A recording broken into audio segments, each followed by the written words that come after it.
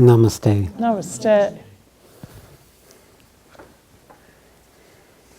You have anything you want to? No, I'm just observing that within the next week, how many people are leaving?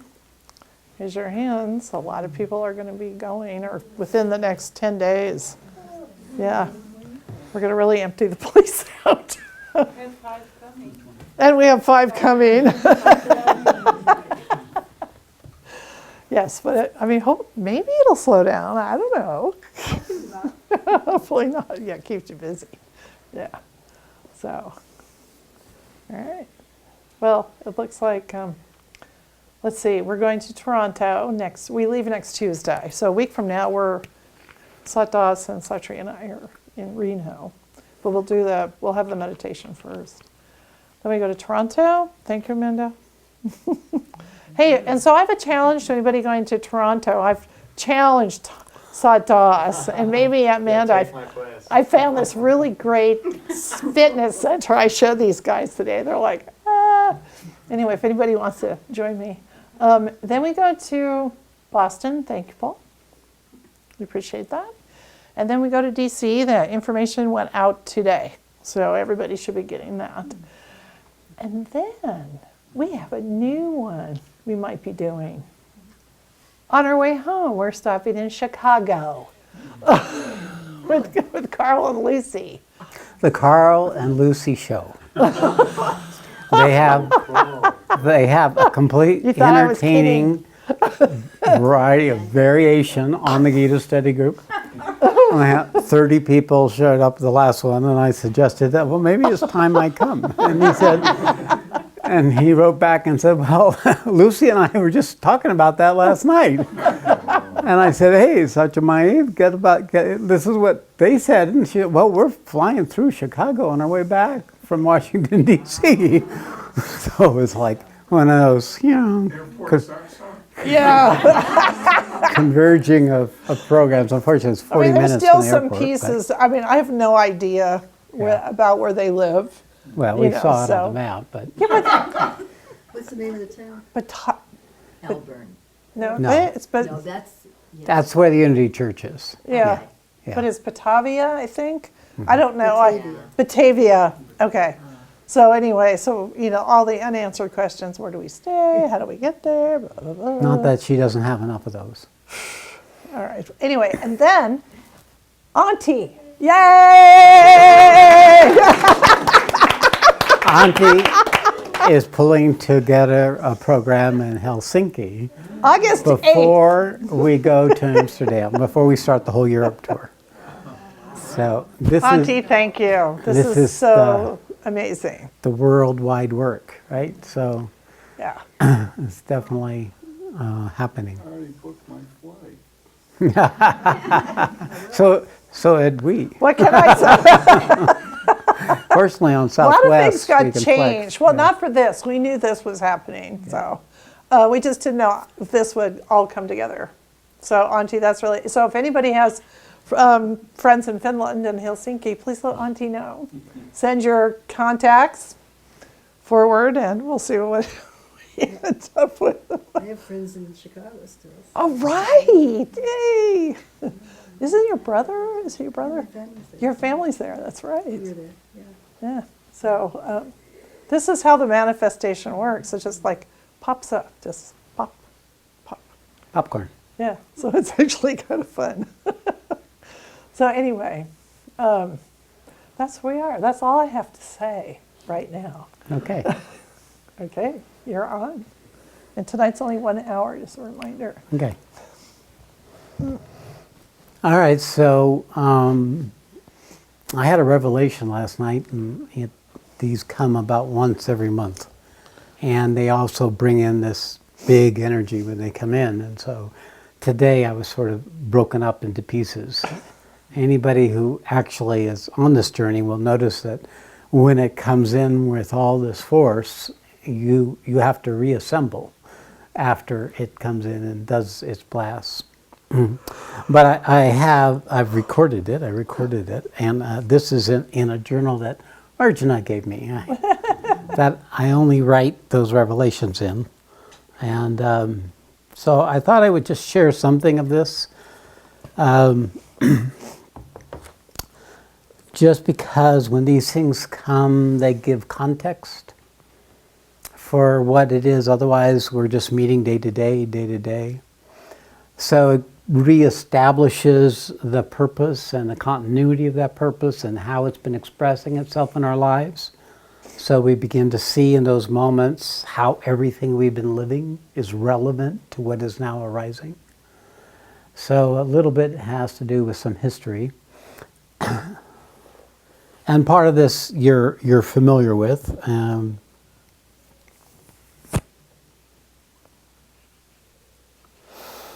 That there's been this obvious kind of shift in what I've been speaking of about the global peril and the purpose and the global transition. And it is new for me too. And I do know that the forces that are now streaming through me and to some of the people connected to me have intensified because of this opening, moving more into the universal work, which is getting away from being the Satguru and more being the incarnation. And that with that comes a different intentionality. And before I read from this, part of what I'm noticing is that, the foundation of our realization is something beyond existence. We could call it the soul. We could call it that eternal presence that lives us when we wake up and we discover, what do you know? I'm this other thing than what I thought I was, that doesn't have a name or a form and actually doesn't die, was never born. And what is that principle? No, that principle is actually beyond this creation. It's not part of Prakriti. It's not part of duality. It's not part of right, wrong, good, bad, dark, light. It is of a different order entirely, in which all this is dancing around us. In fact, that part of us is never moving. It's unchanging. It's unaffected by everything that's happening. It doesn't take it personally. And the nature of that quality we can recognize as that quality of presence.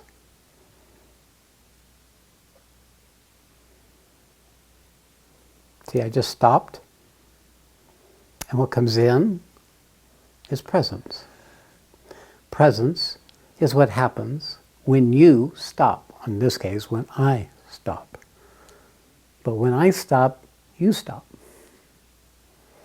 Because it's what does not move. It's not engaged in this frantic activity. It's not trying to strive or make something happen or avoid something from happening. That presence is the foundation of this teaching. Without that, all of this is not. All this outer work is not. All this traveling is not. It's meaningless. It's all in the dance of Prakriti. And of course, I am clear. Even when I didn't yet know fully that I was to be an incarnation force, this is why I'm here.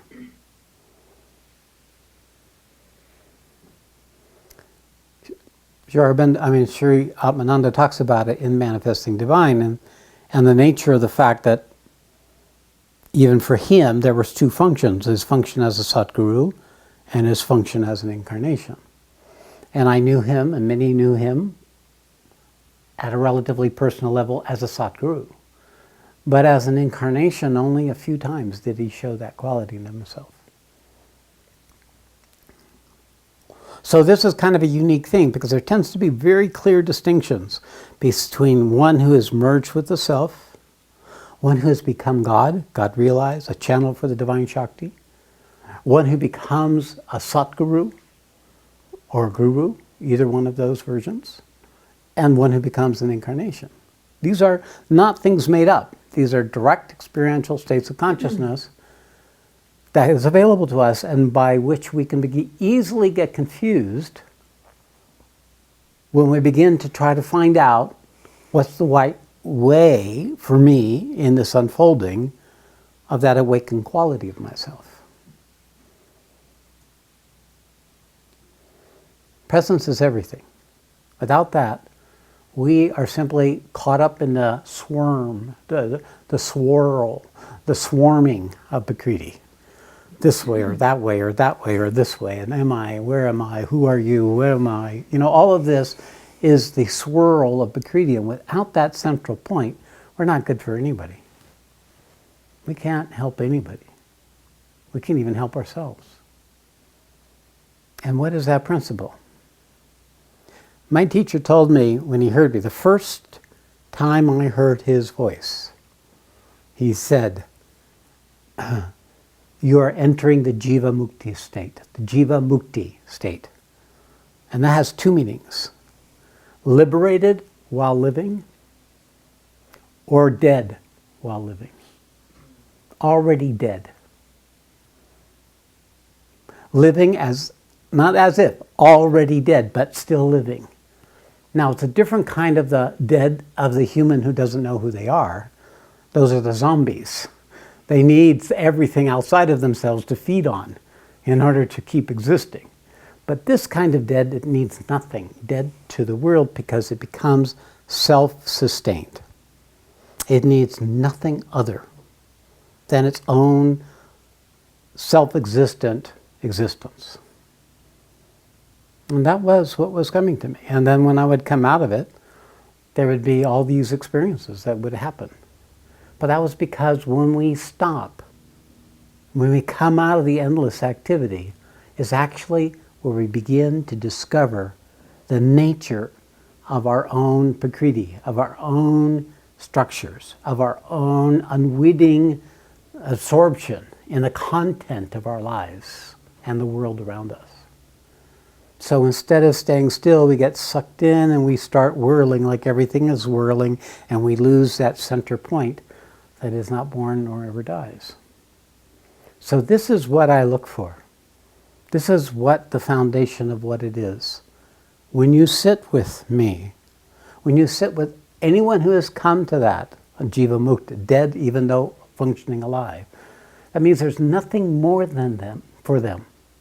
In fact, everything I am doing is the leftover juice that's in the branches because the root's already been cut.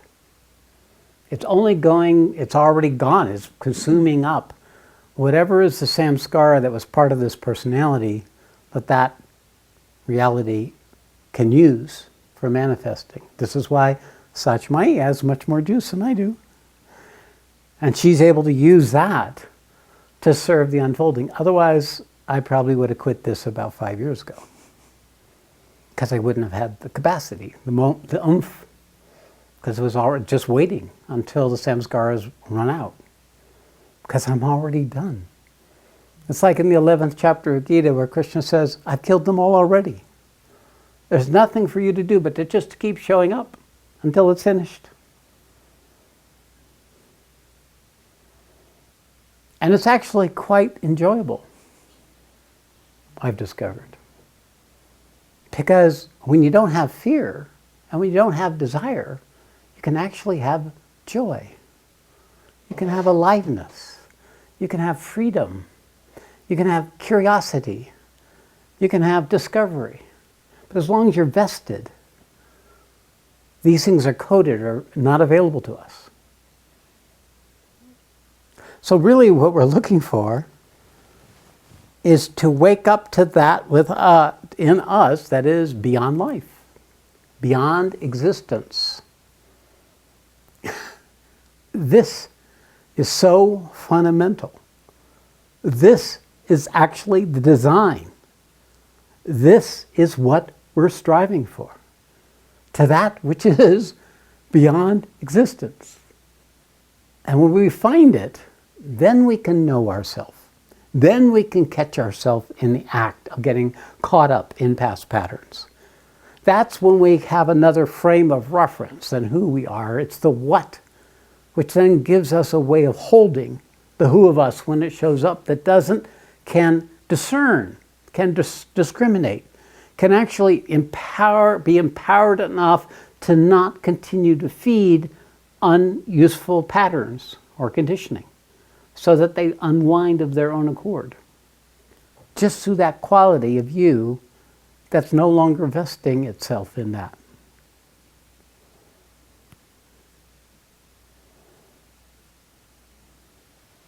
So the work I'm doing now is the same principle, but on a bigger scale.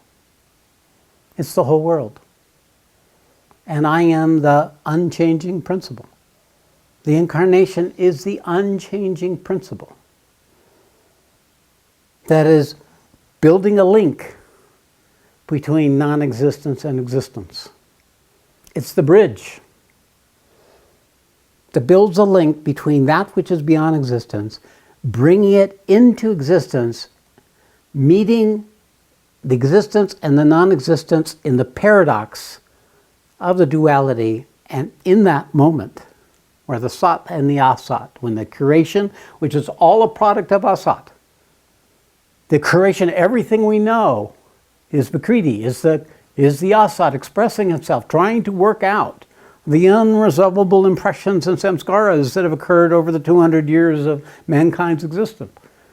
And it has no choice. It's just a machine that's acting out the karmic structures it's inherited. And it's what has the momentum that will eventually take the entire sum total of the collective consciousness to the same point where ego ceases to exist.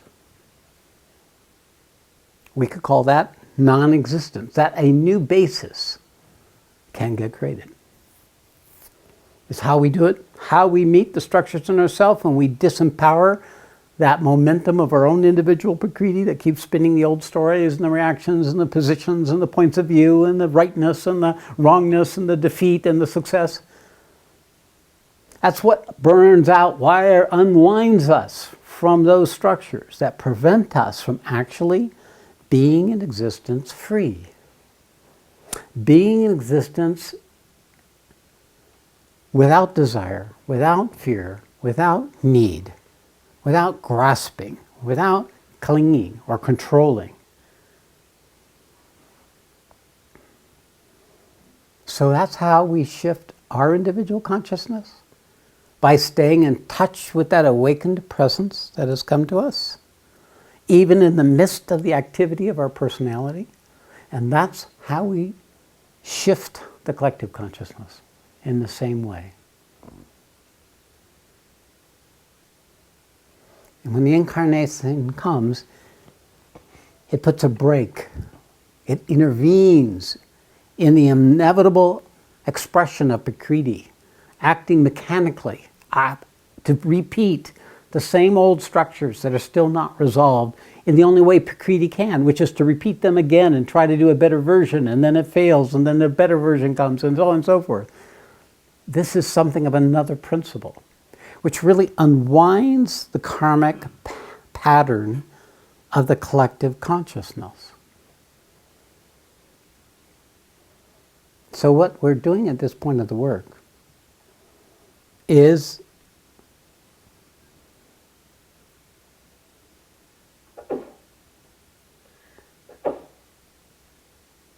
bringing a quality of presence for everyone.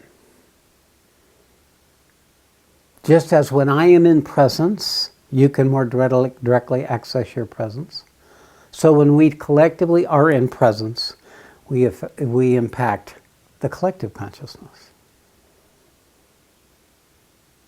It stops it.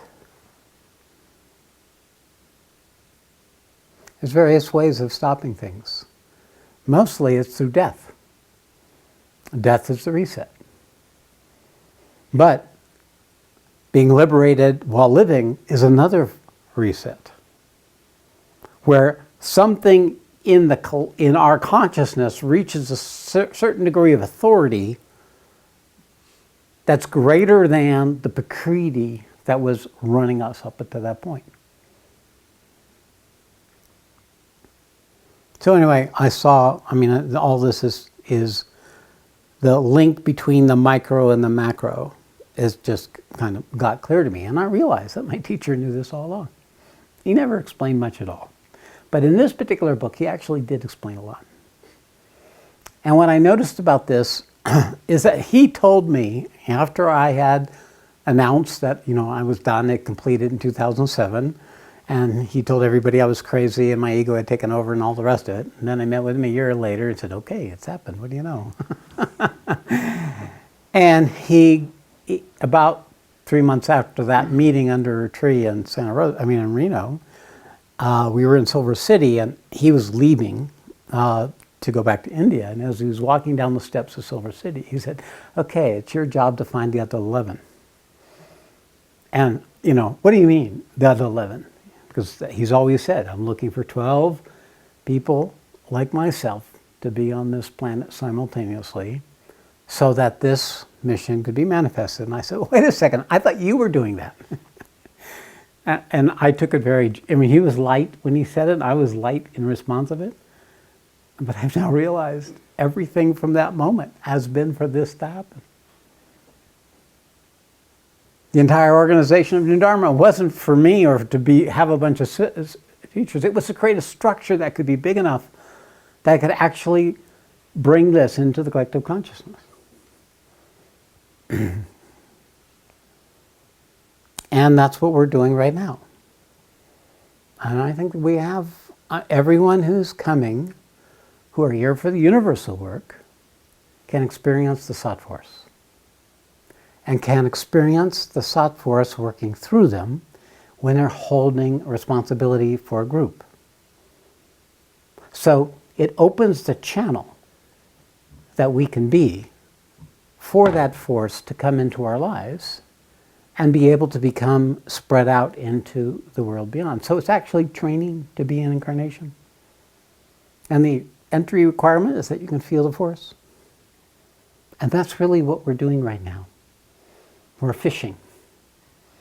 We're in the great whaleboat, looking to find those who are already channels but don't know it, or are developing channels and they don't know it. And then all those who will be needed to be channels or instruments to support those that are coming. In order that this can be distributed, this principle of presence can be spread throughout the world, where we can slow up this almost frantic momentum that has taken over the collective consciousness. So there's some reflection, there's some pausing, there's some, oh my God, Jesus, pay attention. Looks like the edge of something coming up here. Slow up the car, put on the brakes, reconsider our options.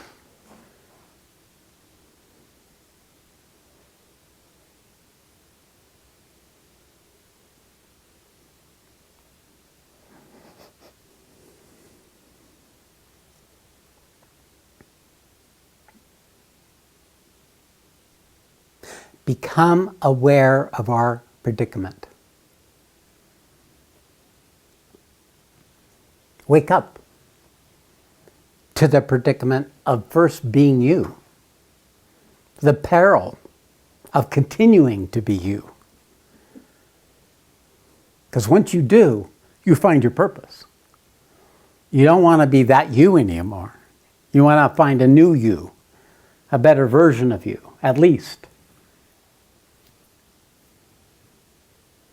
So this work on the universal is no different than the work each of us are doing at the individual level. To wake up to our predicament. And when we wake up to it, we begin to gather authority. We gather a quality of embodied beingness that gives us the strength to shift the momentum of our inherited patterns that we've unwittingly allowed to run us.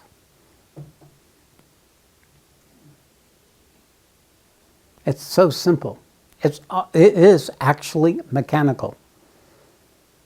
We can glorify it. We can make it into this, gods and gurus and magic and all the rest of it. And it is also that from the perspective, our ordinary perspective. So our success in waking up to our own predicament prepares us to assist the rest of mankind together to wake up to our own predicament, which now we have all the science and all the evidence in the next 30 years that it's going to be a very uncomfortable place to be. So this nature of the work is also brings a relevance to our own individual work spiritually. Why we do this? What is the necessity? Why is this important?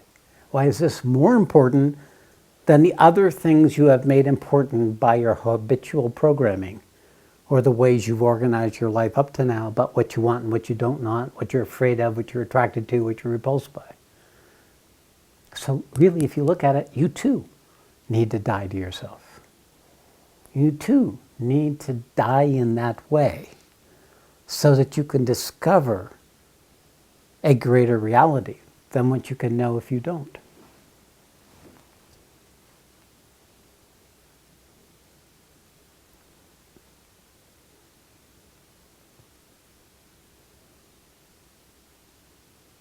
So where's the love in this? That's my question. Where is the love in this?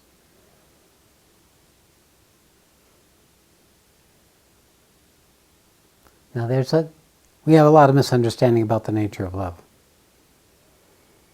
But you could say that one of the natures of love, that is, we're speaking of, is sacrifice.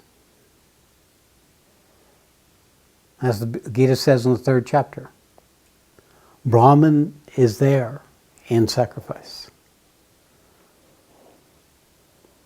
The ocean gives up its moisture for the air. The air gives up its moisture for the ground. The ground gives up its moisture for the plants. The plants gives up its moisture for the beasts that feed off the plants.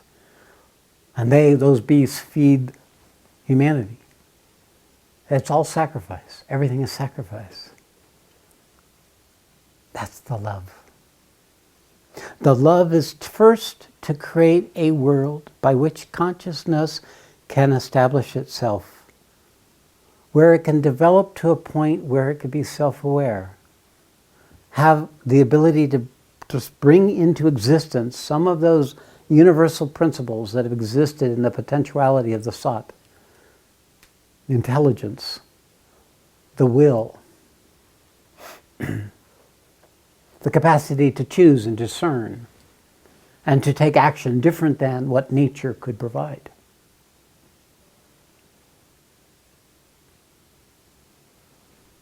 In order to wake up, to come out of that shroud, to come out of that container, to grow up into the truth of itself. So this is why all of this is here. To provide a vehicle by which the Supreme could wake up as us. But it isn't just to wake up. It's to serve an unfolding of a possibility for the entire species of which we're an expression of. For the entire planet, of which we are the most senior conscious entity with the greatest capacity of. So when we sacrifice ourselves for something greater, that's an act of love. It is empowering. It carries a quality that is recognized by a soul who's still struggling to come up out of its condition. You don't think this world's in suffering right now? Even if it has incredible material prosperity and opportunities? And what is it suffering from? The lack of love? What is it losing the love? Because it doesn't have a purpose big enough to sacrifice itself for. There's the love. The love is in our act of self-giving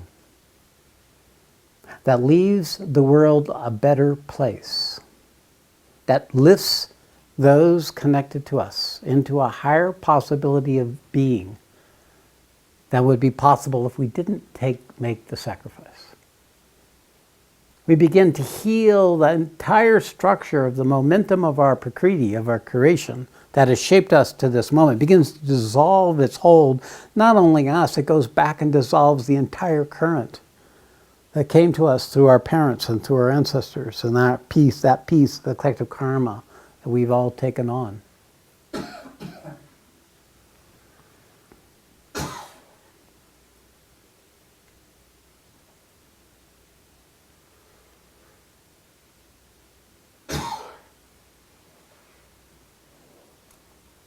And Krishna says in the 11th chapter, I've killed them all already.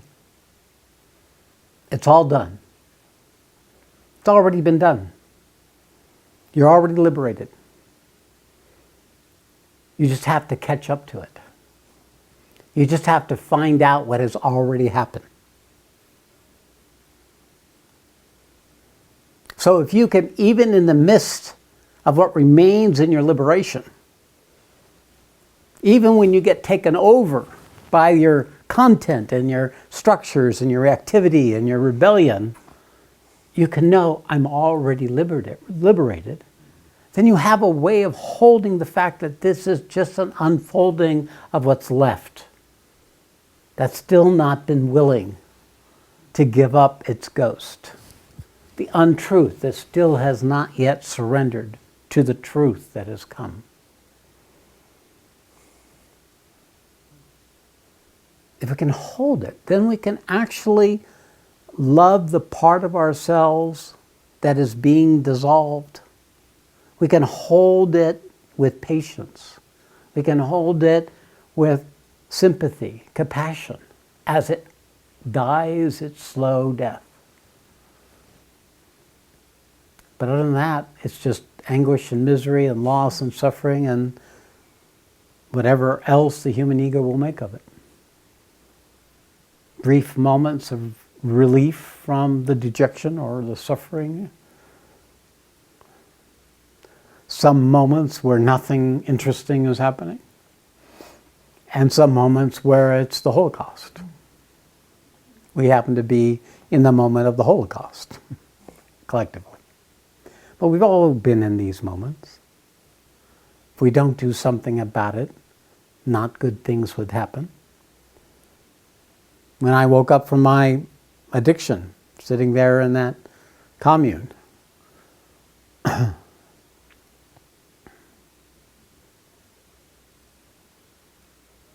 I became aware in that moment, after reading Meher Baba's book, God Speaks, that I was in peril, that my existence was in peril. I didn't think that. I didn't have that thought. I didn't have that realization. But the core of me knew it, and knew it was a desperate recognition that I could not continue. I could not pretend from that point on in the way I had, even though my mind didn't fully recognize or understand it. So when we awaken up out of the habit of the condition we find ourselves in, and find a place to stand so we can tolerate the dissolving of those structures. If that's not love, what is? It's like holding a tantruming child when they're their absolute worst self. To have compassion for yourself, to be able to hold that without any need for it to be anything but to release the remaining structure that needs to unwind, and to not stop feeding it in whatever way you may consciously or unconsciously be feeding it.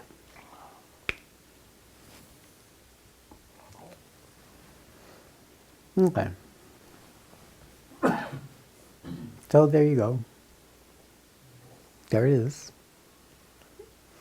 Now we can talk about traveling to Chicago or traveling to this place, that place, and all this is the delight and the interesting things that can happen in Prakriti that perk us up and make us feel like it's all okay, and you know how interesting and so on and so forth. But we also need to touch this base.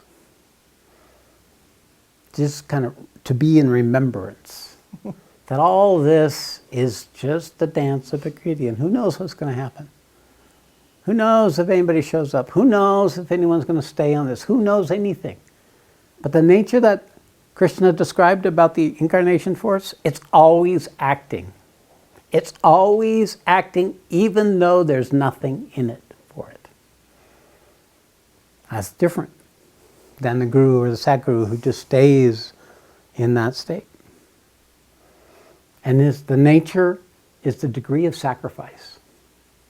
See, the Satguru only has to come down enough to touch the disciple, but the incarnation has to descend all the way into the entire Holocaust.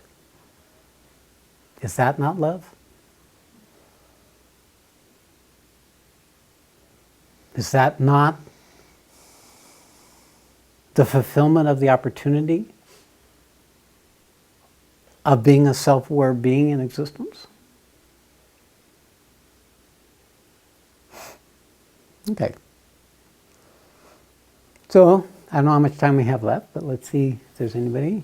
I'm just, yep, Yeah, got plenty time. of time. Plenty of time. Oh, you want me to read? I opened the book and I didn't read You it. were going to go speak more about the Middle Kingdom. Can you segue in? Yes, I could, but they're asking me to read. Well, you remember we discussed. Yes. Yes, I need to keep agreement.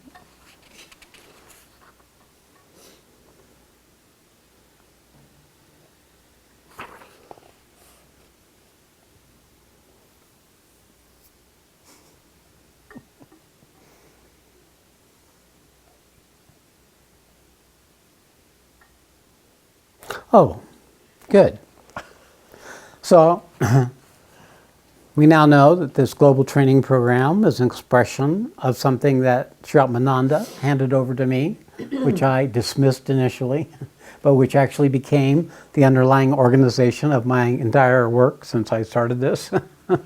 Funny how that snuck in. I got to tell you, if my ego was in control, that wouldn't have happened. But anyway. So up until tonight's sitting, because this happened during last night's sitting, it was about persisting or resisting this inevitable slide off the cliff. That's going on for the collective conscious. Science says we're sliding off the cliff. All the rest of it, I'm reading a book that says it's already happened. In fact, the best way to hold it, that it's already happened. Like in the 11th chapter of the Gita, where Arjuna is trembling with fear and saying, "Oh my God, who are you?" And he says, "I'm time. I've already killed them, but it takes time for you to recognize that they're already dead." So it is in this moment I recognize I was resisting something. I was resisting the momentum of Prakriti to take it down into this trough of darkness. I was looking from I had a position that I didn't know about, that was looking to try to handle this by resisting it or opposing it or intervening it. Even though that is also the right words, but where I was coming from was a position of in resistance. Now, I know this lesson. Anything you resist persists. And the nature of the resistance, it was coming into this almost intolerable impatience at the slowness and the inevitability of the ability to change this slide. So, and when I got hold of that, I said, oh, okay. I saw it needs to be embraced. Let it happen.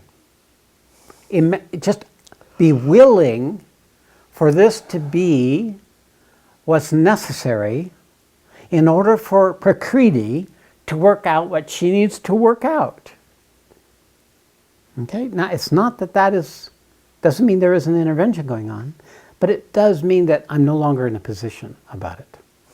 I'm no longer taking a stand about what that might look like for my personality that is influencing my ability to perceive fully the nature of this. Because this is what's left in my idealism.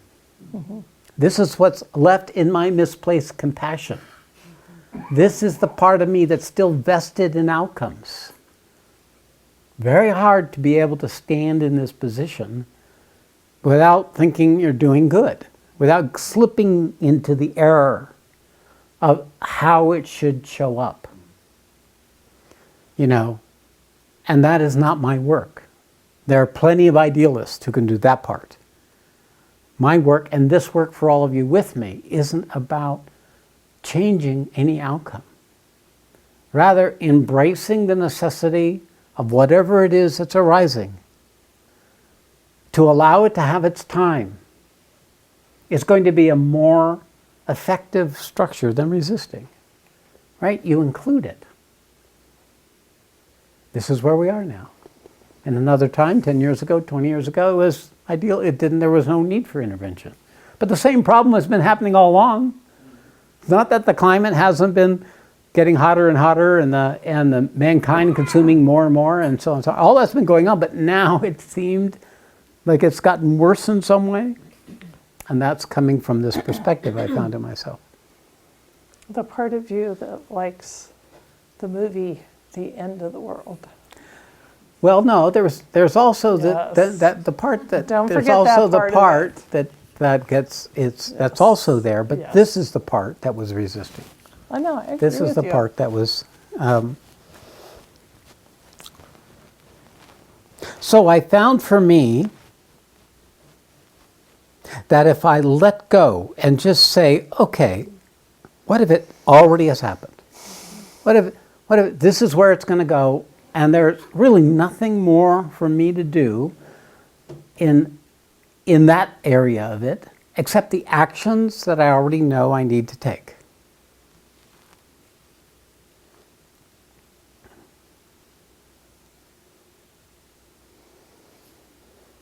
So in one sense, the job is already done. Whatever that outcome is, I don't know. I have the right to the action, but not the fruit thereof. Is not the Gita pointing to this at every step of the journey? You go into the spiritual path, hope it gets better, and then it gets worse. So the hope was the error. If you could be willing to let it get worse, that would be not error, but at least you would no longer be resisting and making worse when it goes bad or doesn't follow your expectation. All right, she's trying to manage me again, I know.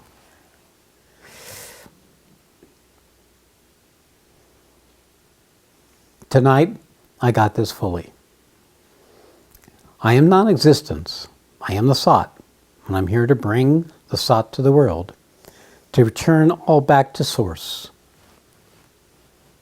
Be it the night of the 1,000 yugas of Brahma, like Krishna saying, I am the destroyer.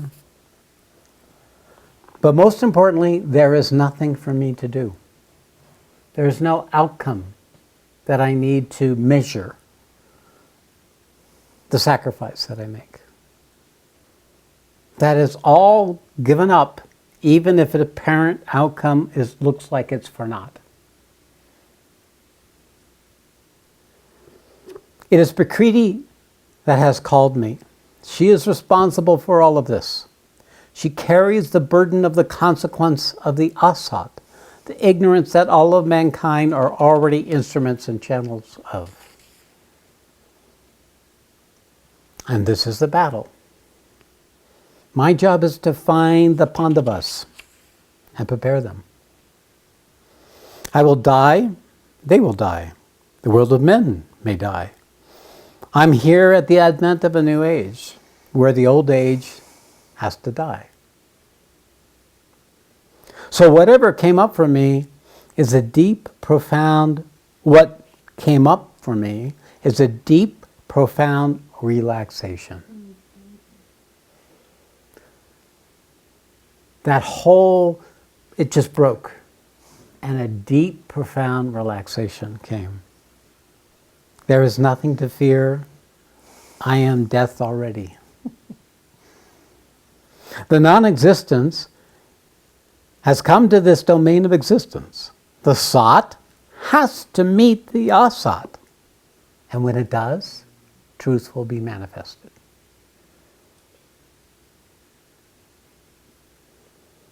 Without enough Sat, the Asat will never be seen fully. It will still rule. It will still determine the future outcomes and the future cycles. So in the meeting of the Sat with the Asat is like antimatter, meaning matter. It's an explosion of the contradictions of the two. And of course, it will destroy the old order, which is the organization that came forward after the last time the Sat and the Asat met. What a joke. I'm feeling just to stop. Let the Prakriti all around me do it all.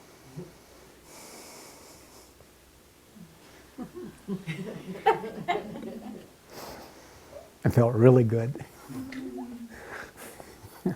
She lives in the same house with me, so it's hard to get clear about that one. But so it's good. Let them do it all. Whatever Yeah, way they do it. I'll take a bedding pull over here for that one. I had an image come. This sometimes happens like this, where the revelation comes with a very tangible structure to it. I saw that I was let's see how I wrote it here. It was up a cable between Earth and outer space. I saw how it could be done.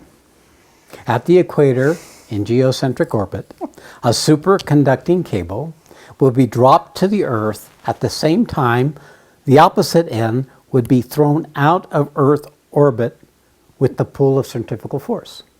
Because the cable would have to weigh tons and tons and tons. So that would pull any object in orbit back to Earth. But at the same time, the cable was being unwound in the middle from an object that was on the verge of the pull of gravity, just outside of it. Then while that is descending to Earth, a cable is set into the outside of the pull of gravity, and the centrifugal force balances it. The cable would be weightless. And it could descend to Earth weightlessly. Okay, and then when it came to Earth, it could be grounded. The centrifugal force could be backed off, and it would just, like a rocket, go and anchor itself into the Earth. And then what would happen along that cable, a superconducting cable, is the absolute zero would come into the planet's atmosphere and cool it. Okay. Yeah, huh? I mean, I don't know if it has any reality in physics or any of this, but anyway, that's what came up. That it was this balance between existence and non-existence. Outer space is non-existence. This planet is existence. Right? That the role I have is to take something that's outside of existence and bring it into existence. And how does it do it? Through this body. Through this form. That's what anchors it. I see myself as that cable between two domains, one of existence and one of non-existence, paradoxically creating a new order, a new balance between the forces of truth and untruth, thus ushering in a new age and a refreshing of the collective consciousness. And then I noticed something. It will probably destroy the middle kingdom in the process. Or not. The entire domain of gods and beings that all are simply the byproduct of the collective lived human consciousness. It would bring the Sat to the Asat, and everything in between would disappear. There would be no middle kingdom. There would only be truth on earth. Or the absolute. I mean, all the mantras would stop working. All the temples would just be buildings. God, what fun is that? There'd be no, the idea the God is a middle kingdom, is still within the domain of the gunas, still within the creation. So it's a sandwiching. Where the roof collapses. into the ground. And on that, you can build a new creation, a new possibility.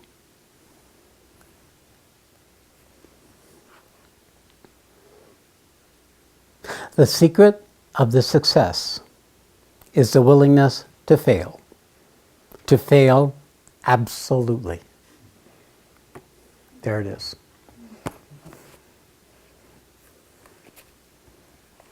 It's all going to end up the same place, sooner or later. It's already happened, even though right now in our time, it has yet to happen. But in the timeless moment of now, it's all happened already.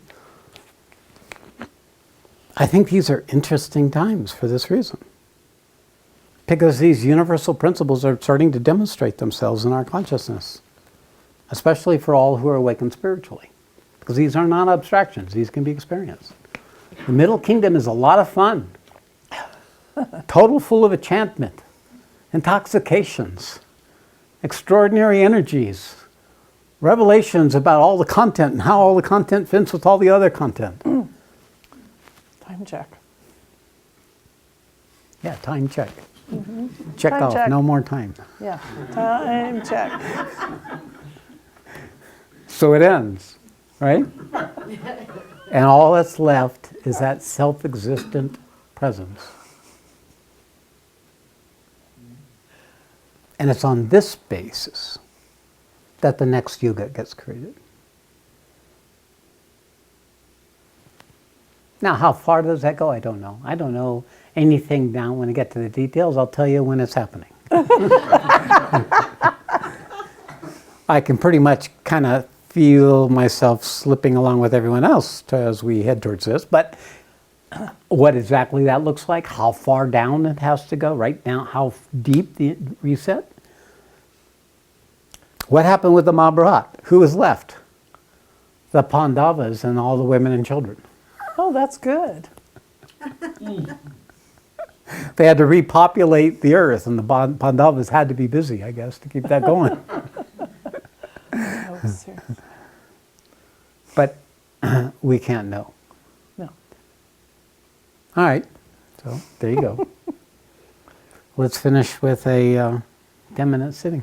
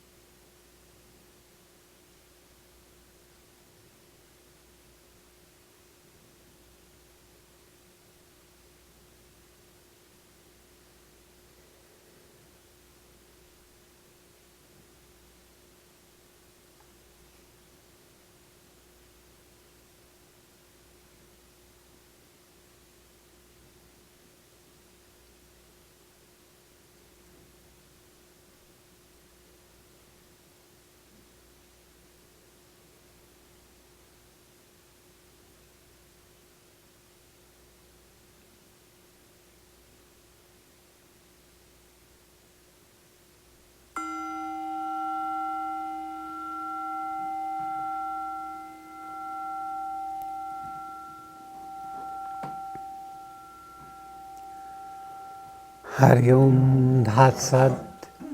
Hari Om Tat Sat. Hari Om Tat Sat Shri. All glory to Gurudev. May truth manifest. Namaste.